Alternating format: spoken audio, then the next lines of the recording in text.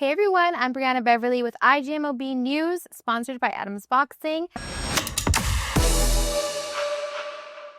And I am here with the one and only Luke Rockhold. How are you today? Doing well. How are you? I'm doing great. We just had a little talk off camera right now, a little bit about, your history, who you were.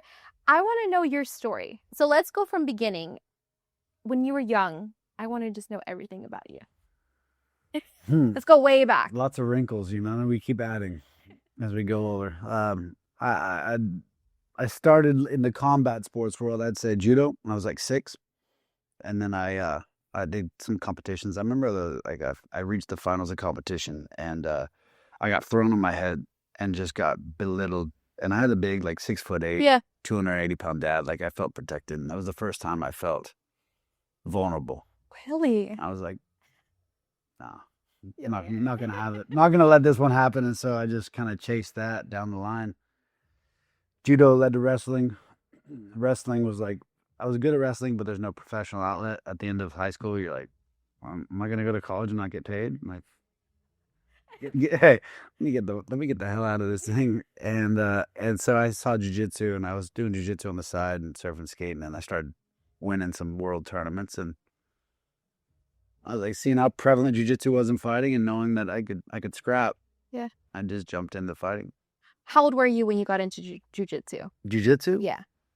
I trained a little bit in high school, but I didn't really fully commit until after high school, after 18. Okay. Yeah. And then after jiu-jitsu, it went into... Yeah, fighting. Fighting professionally at 20, 21, 22. How did you get into that? Did you get scouted? Was it something of a process of someone reaching out to you, getting you involved, or? I just knew I was tough, and there was always wrestling was like wrestling, and there was something missing. It was pin a guy, and then it was okay, jiu-jitsu was more creative. You can choke a guy out from the sleep, break his arm. You like to hurt people. But there was just something missing, in the competition, and then in jiu-jitsu people were stalling and creating these patterns, and I was I just really want to punch you in the face. And just this is a way to overcome that opponent. You're better than them in some way, shape, or form, and that led to fighting. So I got myself up. I knew there was a gym over in San Jose, California, and I went over there and just showed up on the doorstep, and I said, I think I got what it takes. And they put me in there. Went and got a mouthpiece from Big Five. Stopped by the sushi joint, hot water, threw it in, put all the pads on me.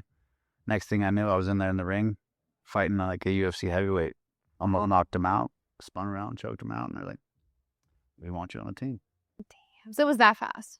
Yeah. It's that easy? You just went in knowing that this was your thing? I've been fighting my whole life.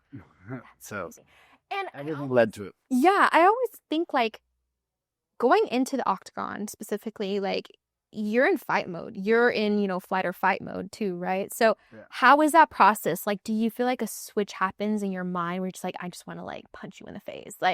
How is that adrenaline? I feel it's definitely different than, being out here. There's no better feeling in the world. I like feeling like my life's on the line. It makes things a lot more real. Yeah.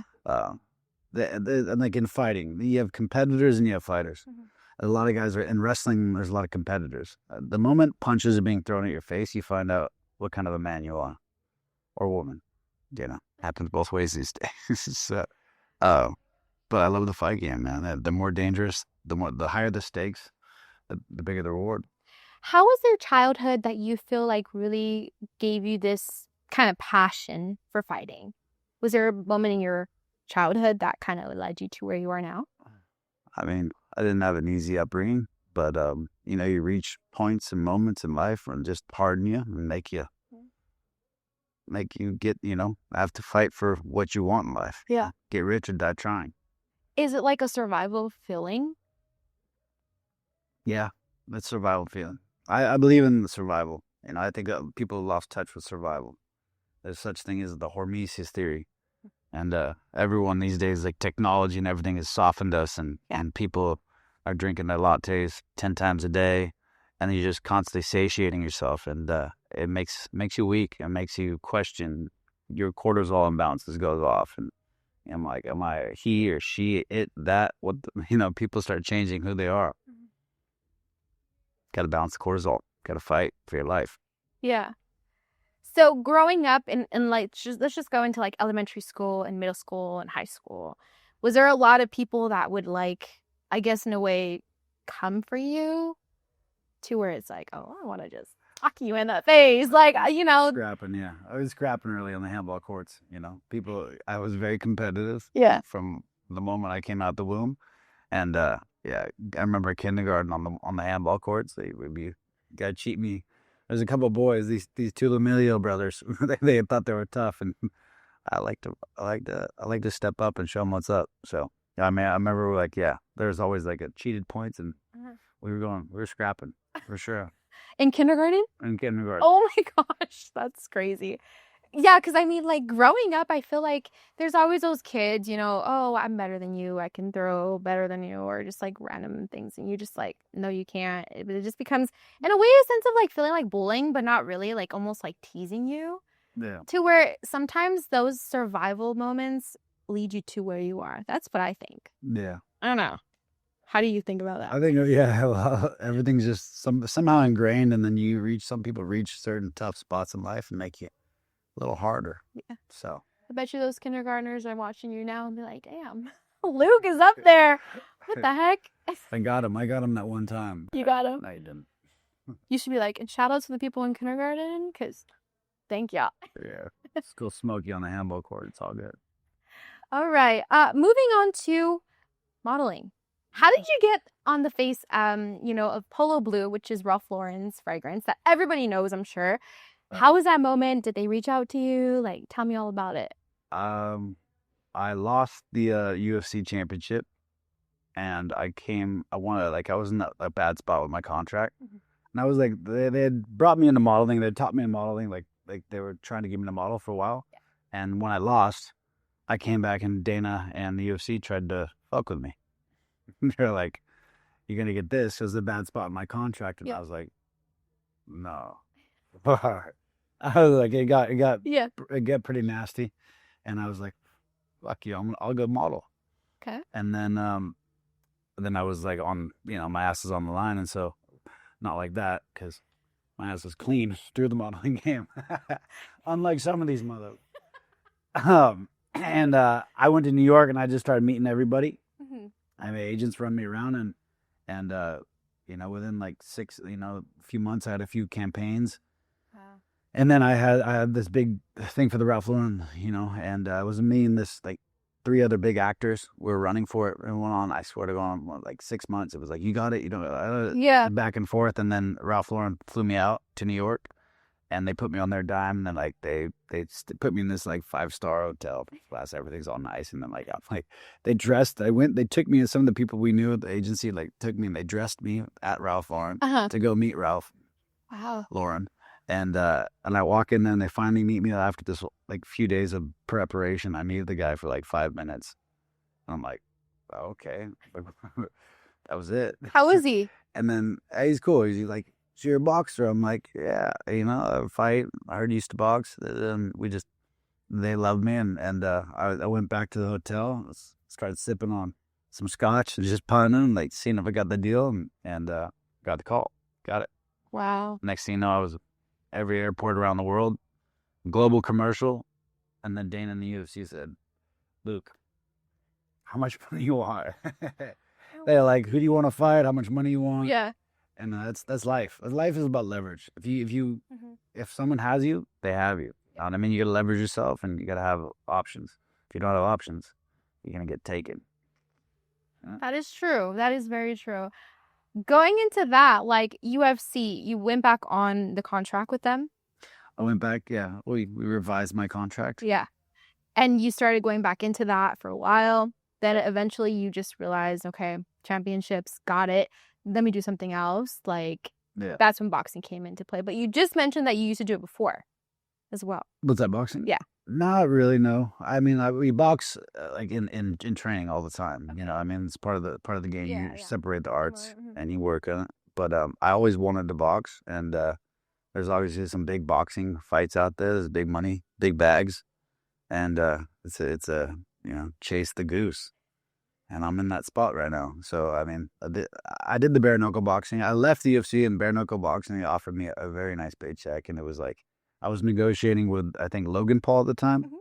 I think Nate was going to fight Jake Paul, and I was going to fight Logan. We're going to do a big event we're planning on. Yeah. And they were dragging their feet, and it was pretty good money, but it was early stages before Logan blew up too with WWE. But then they offered me this fight, and I was like, for that money, Mike Perry. I was like, I didn't know what bare knuckle boxing. Like, I just like something that you just like you want to figure it out and try it at the time, and obviously if I won that fight, I'd be walking into a very, very, very big paycheck for that next fight. So I was like, yeah, I'll take it.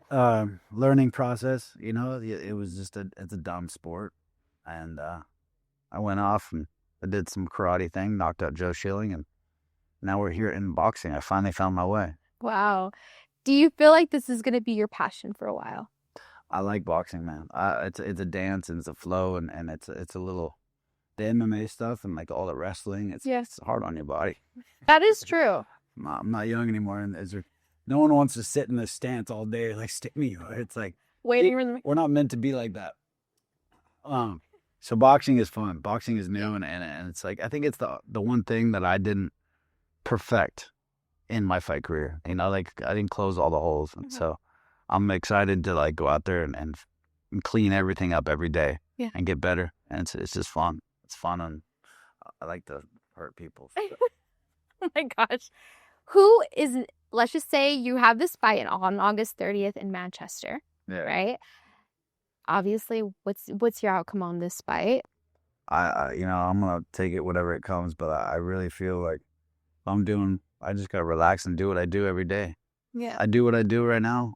I'm gonna put this kid down before 6. I think I get him in 4 or 5. All right, cool. Yeah. So let's just say when that happens, manifesting that for you, who is the next opponent you're gonna call out? The Golden Goose. I mean, I'm already talking with his manager. It's Jake Paul. There's nothing else really. I mean, Jake, I wouldn't mind bringing Mike Perry up and just beating him. Yeah. Real little redemption. Put him down. Why not? Just be able to fight a little more with Jake. But yeah, this is the golden ticket. What about like Ryan Garcia? Ryan Garcia is small. It's big. I'm a big guy. All right. Okay, so who that is a boxer, well-known boxer, that you would want to get in the ring with? Jake Paul. Jake Paul? Other than Jake Paul? Other than Jake Paul, I mean, there's a legend that that's like... A legend? Yeah. A legend. Man, sorry. Edit that. Saved by the Bell. Yeah, right. I don't know. Legends, it's like, I don't want to beat up a bunch of legends, and there's not like, I don't want to fight. Yeah. Usyk. I'm not stupid. I want to beat up Jake fucking Paul. I want to beat the guys that act like fighters that aren't really that tough and have a big fucking paycheck. I like that mentality. Yeah. Like that. You got to get paid, right? Got to get paid. Got to get paid. Canelo? Canelo's, I would be open to that. Yeah? Yeah. I'd be open to that. He's smaller too. I mean, like, that's like trying to settle on a weight would be very, very, very hard. Yeah? Really? I'm 200. I'm plus 200. I'm 210 pounds. Canelo's. Well, yeah. Canelo's fighting at 165. What is he? I don't know what. Around that. What do they fight at 165? That's a big jump, girl. He's like this, and you're like this, like that. But I mean, there's a couple of boxers that I know that are super tall that have like fought people that are a lot smaller than them. And yeah, I mean, I go handle business with Darren. Yeah. Go take Jake. Canelo. Yeah, I mean then I put myself in position for sure. I mean, to force a guy that small to fight me, yeah, for sure. Yeah. I don't think it'd be there's fights. We'll see. How do you think that would be? What outcome do you think that would be? I think I'd do well. I'm a big guy. Size matters. Yeah. Right? I mean, yeah. Anyways, Matchmaker, Millionaire Matchmaker. Hey, nice. Let's talk about that. How was that going into reality TV? From being a sports person your whole life, going into reality TV, how was the transition from both? Well, the UFC, they're like, Bravo came to him and asked them like they wanted somebody for the show, and they're like, we got just the guy. And they came in, they rang me up and they're like, Luke, you want to do this thing? And we're like, I'll destroy that show. Like I will destroy it. Like it's the craziest thing in the world to think like people actually follow that. Like Patty Stanger can't hold a relationship for the life of her.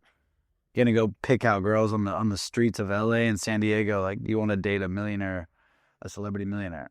Yeah. That's where you're gonna find the love of your life. Perfect. And so they had all these girls they lined up, and then she narrows it down to like 6 or something, like that 5, and we have a mixer. And I started meeting all the girls, and they're all just like, they're not it. No, they weren't it. None of them were it. Why? Not even one? Just very little. You can tell by the way that they would act, right? Little hearts. What do you mean by that? I don't know. There's just not much there. There wasn't much there. So anyway, and then the bartender was kind of cute, and I was like, what about you? The bartender? And I asked the bartender out, and she ended up coming out with me on the date. Oh my God.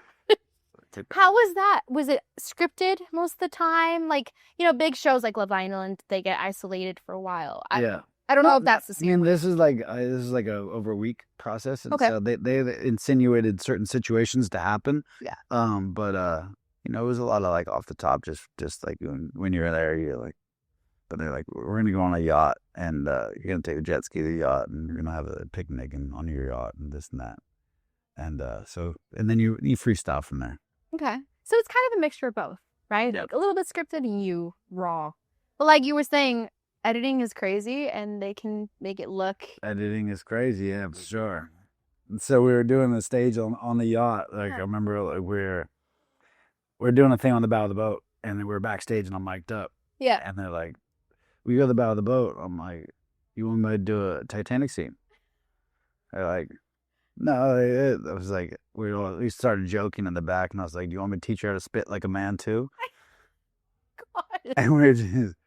And we were joking, and then somehow we were back and forth. And I was like, "Oh, you spit or swallow, ha ha ha." We're joking, and so they took the mic up thing and they dubbed it over the scene. I agreed to do the scene, and zoom in, and make me look like I'm grabbing her ass.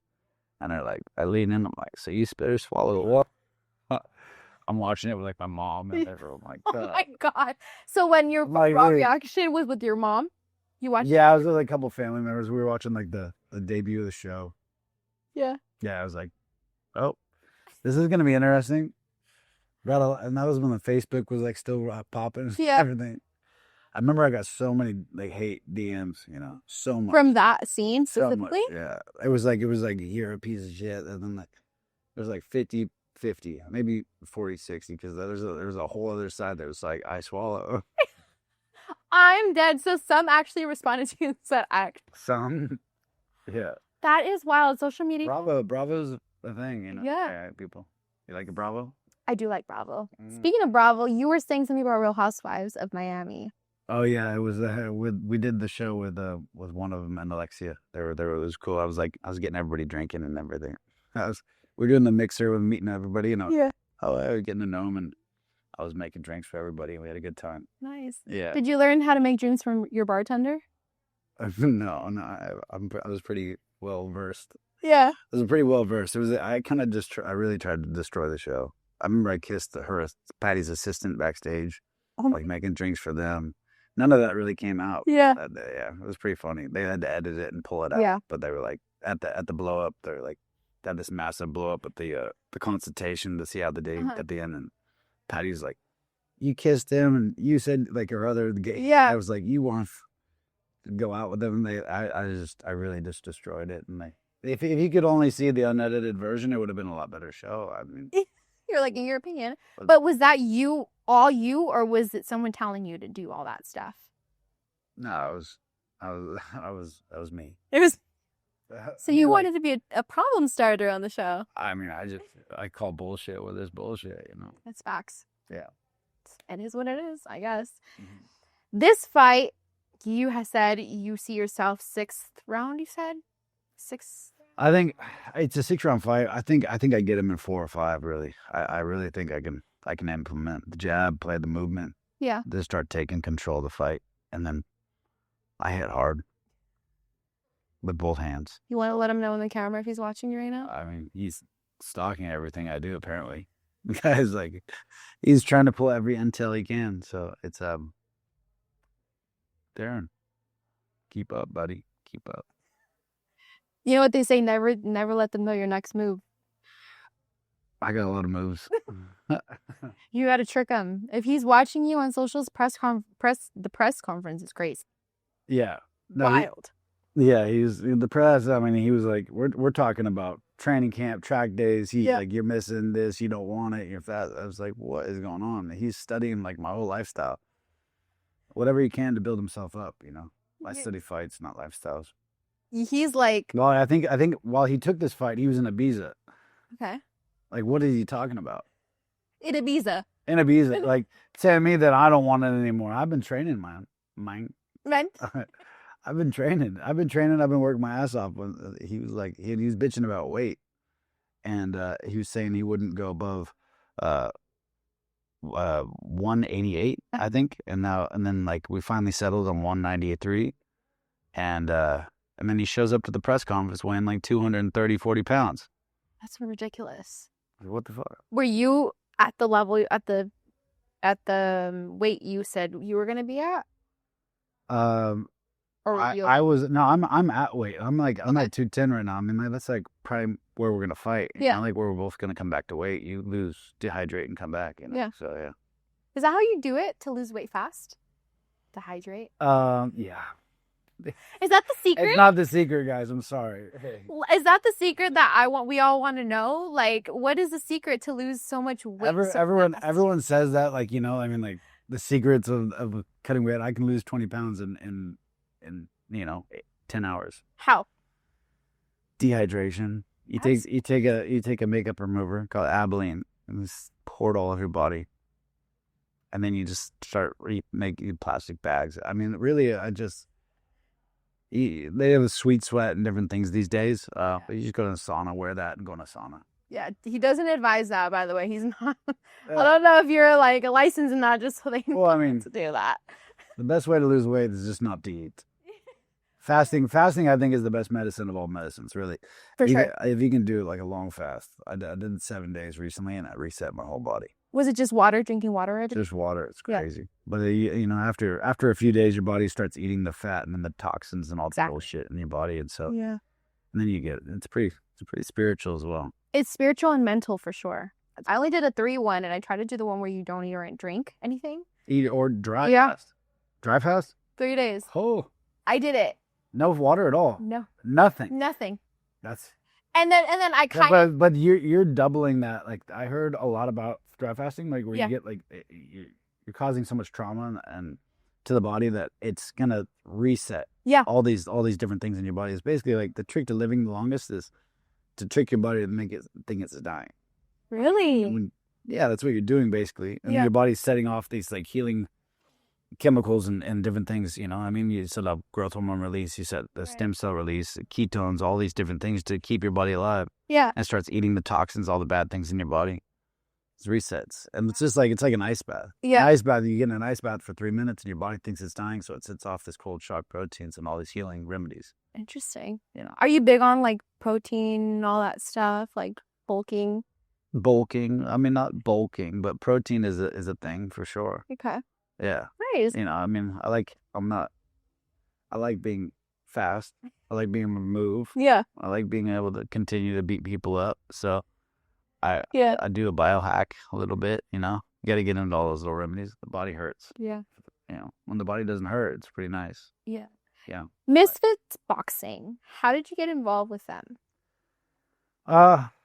We've been in touch. I got my managers. I've known their guys, Ams and the boys, and they're doing some good stuff, fun stuff. It's nice to like put together fights that people want to see that aren't, you know, or have to be professional. Yeah, don't have to be ranked. Right.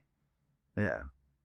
How's that sound for you guys? I know it's really loud in the back. I fucking got my phone on airplane mode and it's still banging over there. Okay. We're good. The banging downstairs is crazy.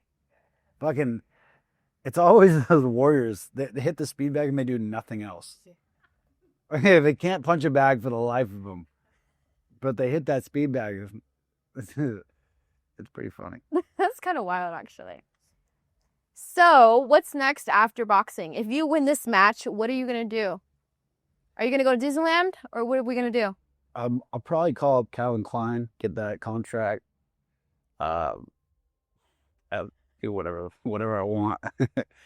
I mean, I go out there and handle business. I'm in a great spot. Yeah. For a lot of things. Right. So, yeah, I'll probably model again. Model or even act? I don't really like acting that. What? What if the paycheck was? We got a couple options. Maybe if the paycheck's nice and the right roles. You know. Okay. As long as I got to kill somebody. Oh my gosh. Okay. I mean, like, come on. I feel like that would definitely be you. But also, JR had mentioned that you look like Bradley Cooper. So what are you doing for Bradley Cooper? That'd be freaking crazy. It's wild. Your outfit. Your designing outfit. Yeah. I got my own back as designing it for you, by the way. Yes, man. I love what we're doing. We got to get some good things planned coming out. Yeah, exactly. Tell me a little bit about that process. How did that go about? Did you reach out to him? Like, how was that whole thing about? I reached out. My boxing coach. He was impressed by JR's stuff, and he said I got just the guy, and I said I need just the guy. So bring it in. We're gonna make something spicy. Is there a theme to yours? Spicy. I mean, it's gonna be nice. You gotta have a little bit of gold. Yeah. A little bit of gold for the championship. A little bit of red for the blood. A little bit of white for the cleanliness. I love that you added that. Yeah. That's not, good combination. It's a great combination. I feel like, correct me if I'm wrong, but boxing in general is a fashion statement, right? So yeah, that's the thing that you miss, and because UFC has got the stupid deals with Reebok, and the other one's like a snake. It's like snakes. We got snakes on our shorts. Like, what are we doing? Boxing is cool. You gotta bring your style to it. You know, I did that a little bit with bare knuckle, but this is gonna be real nice. You know, we're gonna come with it, bring some flavor. I'm excited. JR is really good at like creating characters. So like, if you ever think of doing like a character themed, like I know you're into Tillen and all that stuff, so maybe like a Chucky theme. Chucky, I don't know about all that. Take it easy. I like to challenge myself, you know. Yeah. Yeah. But, you know, kill it a little bit. I don't know what I would do. Themes. What would you do with a theme? I don't know. It's a great question. But I asked. Wait. That's a great question. If you had to do a theme, I'm not really like.